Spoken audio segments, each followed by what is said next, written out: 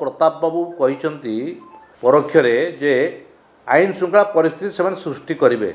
आईन श्रृंखला परिस्थिति सृष्टि करुथिलो एवं लोकों को हैरान करुथिलो, से लोके आपण दल को विदा कले, आपण को सरकार विदा कले।